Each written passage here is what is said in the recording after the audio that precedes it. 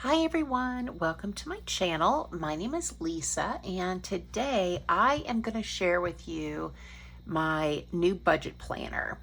I am going to talk about why I am changing budget planners. We're going to go through all of the setup that I've already done. I'll do a flip through and show you guys what the workbook looks like, and I'll explain how I'm going to use it. So first off, I am switching from the Clever Fox biweekly budget planner to the Budget Mom's Budget by Paycheck workbook.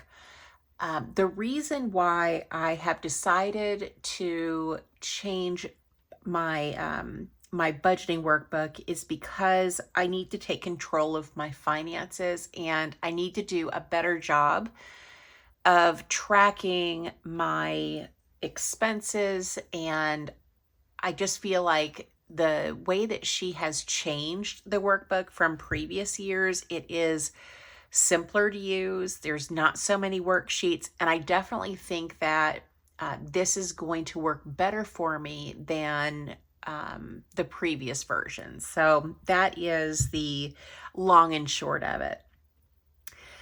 So the size that I decided to get was the small size. So she has a larger size workbook. It's much bigger than this. This one is a small size. This is an A6 little binder. So it's, I don't know, maybe 3 inches bigger than an A6, just to give you a reference. I don't have a ruler, but it's a really good desk size. The other one was huge. It's hard to get it all in frame. So for filming purposes too, I think this is going to do really well for me. Okay, so let's open the book up. And the first page is welcome, and then you have a nameplate for, putting your name in there. And then this is a new sheet, and it says finding your why. And I've already filled this out, so let's talk about it. So it says, why are you on this financial journey? Why do you want to get better with your money? And my answers were, I want to retire by 65. I want financial security, and I want independence in retirement. Those are really important to me. And it says next, ask yourself some follow-up questions. And, my answers are some of the questions that I asked myself, and then the answer that came from it is, why do I want to retire by 65? I don't want to work forever. Why do I want financial security? I don't want to rely on others. I don't want to rely on my children in retirement. And why do I want independence in retirement? I want to enjoy my retirement. So those are some of the reasons why I want to accomplish those things. Does your why evoke emotion? Yes, it does. Does your why affect, well, let's start with the emotion. Yes, it does, because the thought of having to rely on others or not be fully self-supporting is a really scary feeling, to think that maybe in retirement that I will have to rely on other people to help take care of me for my basic needs is really scary. Does your why affect other people that you love? It does, because if I don't achieve my goals, then my children are going to have to help support me, or maybe I need to use government assistance. So yes, it will affect the people that I love. Is my why visual? Yes, because I look in the mirror every single day and I'm getting older. I see the wrinkles, I see the gray hairs, and it's just a reminder that I'm going to be 50 in December and I have 15 years to accomplish this goal. Is your why specific and clear? Yes, I think it is. And it says my why, it says retirement. I want to retire by 65. It's time to be as focused on my finances as I was getting out of debt. Time to get my shit together. I feel like after getting out of debt, I kind of lost, well, I did lose, not kind of, I did lose the like Dave Ramsey says, the gazelle intensity in my finances. And I need to like rein myself in and get my crap together. So, you know, that's the why. Those are the reasons why. So then there's a financial plan goal worksheet. So there's short-term goals within a year. I just have one: fully fund my Roth IRA. That is $8,000. Hopefully you guys can see that. And then the target date is 12/25. I guess I could flip this over a little bit. Okay, so then my medium-term goals within 5 years is to purchase a used car. My car may last longer than that, but I'm going to estimate maybe 15,000 by 2030. So that's, you know, that's a pretty big goal, but I have a long time to save for it. And then my long-term goals is to pay off the house. The house is currently at 300,000. So that would put me at 2035, which is going to put me at 65. Is that 60 years? At 60 years old. Yeah, that's 10 years. I don't know what I'm thinking. So within 10 years, I would like to have this house paid off so that I could spend 5 years after the house payoff to, you know, hardcore save all my money to prepare for retirement at 65. So that's my financial plan. Then we have membership and subscriptions. In August, my Mint Mobile Mint Mobile bill is due. The annual cost is $240. The monthly cost is $20. I currently only owe, I think, $120. I do have a referral link in the description box. So when you guys use my link to sign up for Mint Mobile, then I get a credit off of my bill. So thank you to those who have already used it because it does help me reduce my expenses. I love Mint Mobile. I have the 15 gig plan and $20 a month. You just can't beat it. And I have great service. Netflix comes out on the 21st of every month. That's $25 a month, $300 a year. I hadn't really thought about the yearly cost until I wrote this down. Google Storage comes out on the 22nd, $10 a month. That's $120 a year. I can't remember who it was that commented, but I responded to it today. They said, why don't you think about getting an external hard drive? And that's a really good idea. I hadn't thought of it.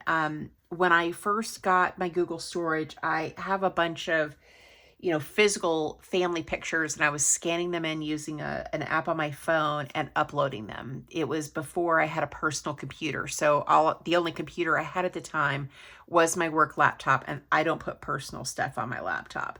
So now that I have a computer, that is actually a really great idea to get an external hard drive, pull everything down, and then hopefully get rid of this expense. I mean, it's only $10 a month, but at $120 a year indefinitely, that is a lot of money. I'm sure I can find an external hard drive for a lot less. So thank you to whoever it was that made the comment. I wish I would have written it down so I could properly credit you.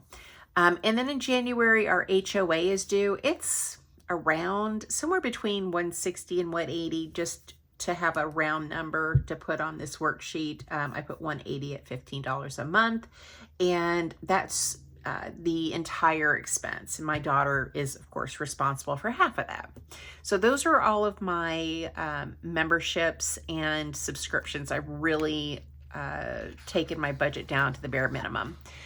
She does have 2 pages for savings goals. I don't know that I would use this to color in. Maybe I will, probably not.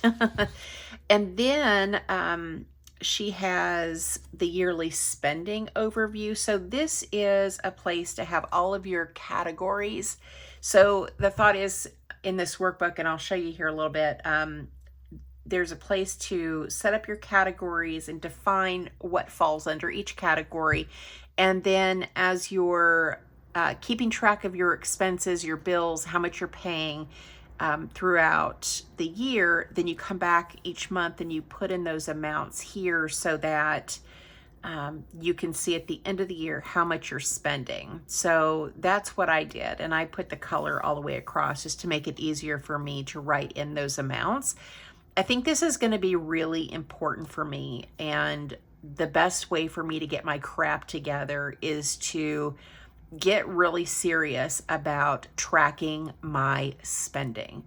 No more balls to the wall, blowing and going, spending my money on crap I don't need, crap I don't want, and crap I don't end up using. So this is going to be really important. I'll go over my categories here in a minute, but there's a place for the category. You've got income up here, savings information down at the bottom as well, and then a place to put the totals for each month. Then we have the budget category. So this is something that I gave a lot of thought to. I watched her video from her going over her own budget categories. I took a screen print of what she had, and I used what she has in her own budget, the Budget Mom, to help me figure out what my categories are going to be and what is going to fall under each category. So the first category I have is food. I'm going to track groceries and eating out. I do eat out, and actually we eat out kind of often, which is why I think it's important for me to track that. And I do use my food budget to do that. And then, so that'll be good to track those things.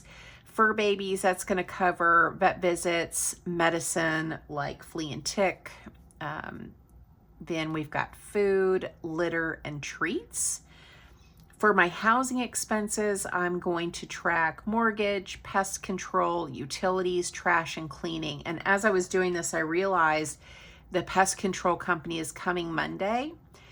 I am going to owe them $100, and I didn't put it in my budget. So another good reason to have these categories to remind me that I have these expenses that I need to track.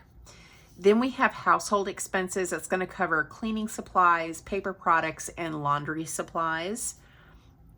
Then we have my car. I have a 2014 Kia Soul. It's paid for. I don't have a car payment.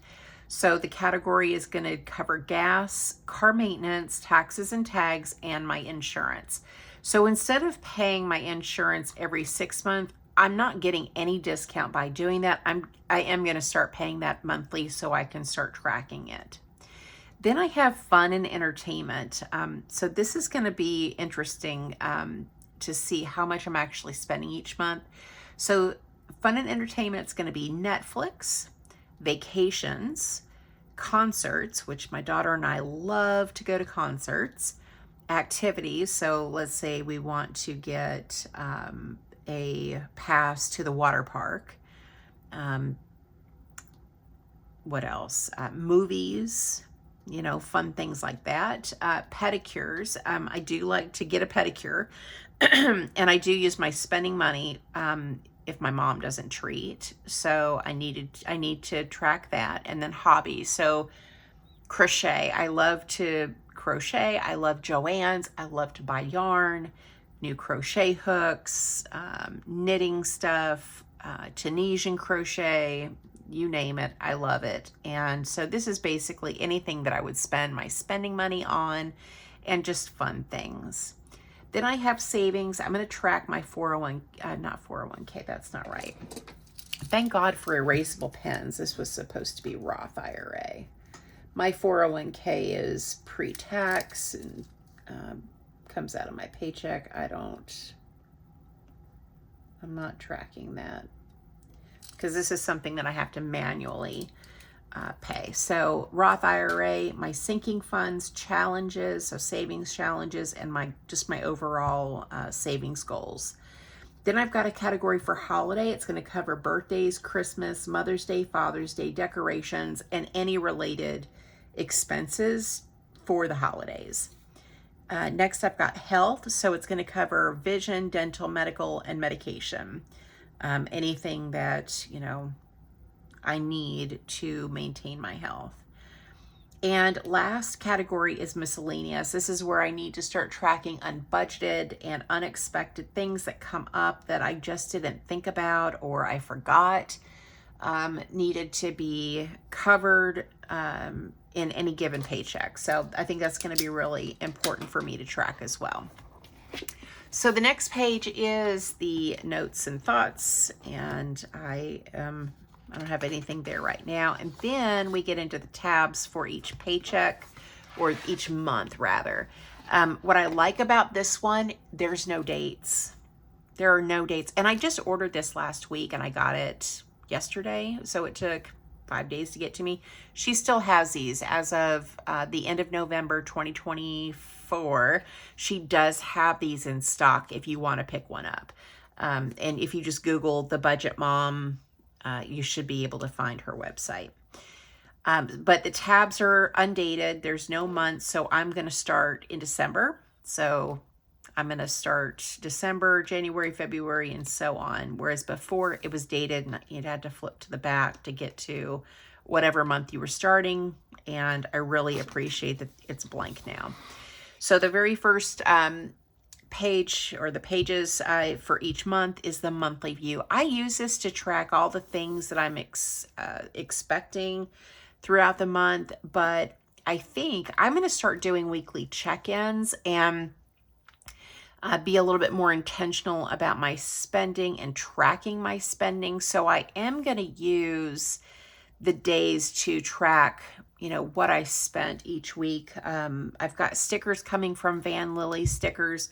I have used her stickers before, but she does offer the small size. So I ordered some stickers, which will be here probably on Monday. So I'll do a video setting everything up, but I'm going to use this to track all my spending, and I've got fun stickers to do that with.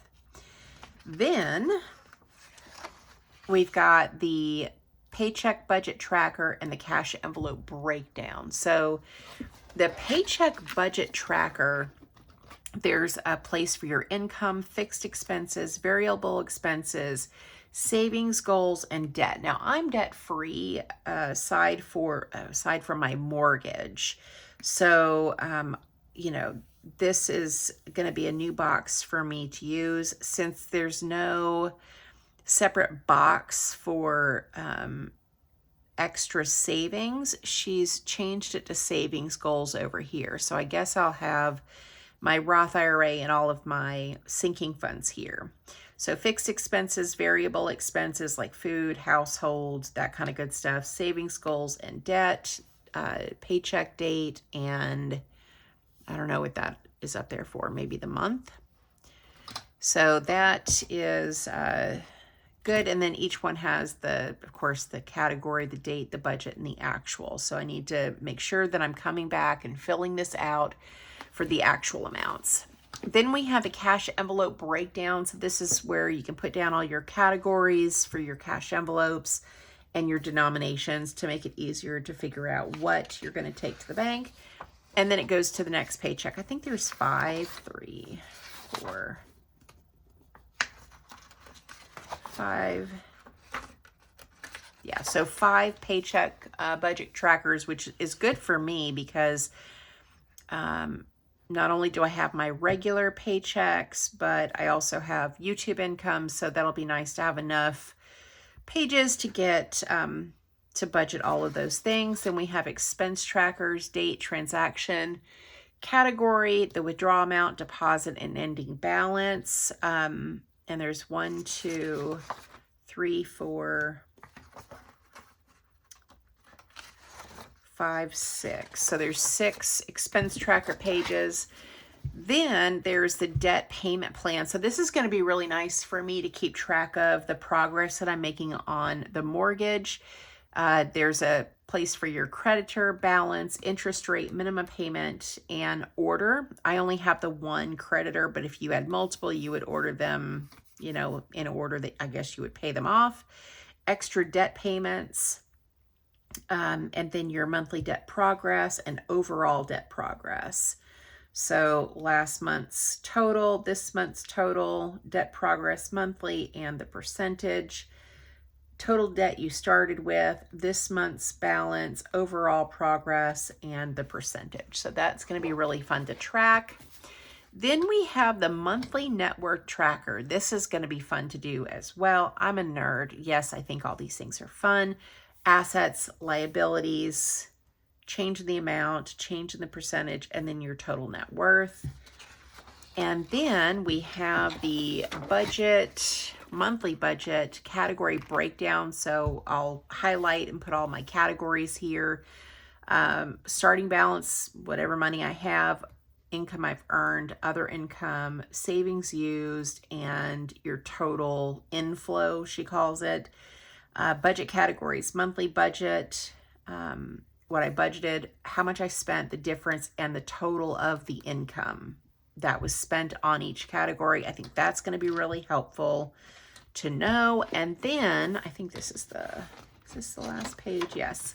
So this is the monthly meal plan, and I am going to use this and try to, have a few meals planned out each week so that I can better stock my pantry, make sure that I'm using what I have on hand, and minimize the amount of money that I'm spending in the grocery store. So that is, every single month is the same. There's no difference. And then at the back of the workbook,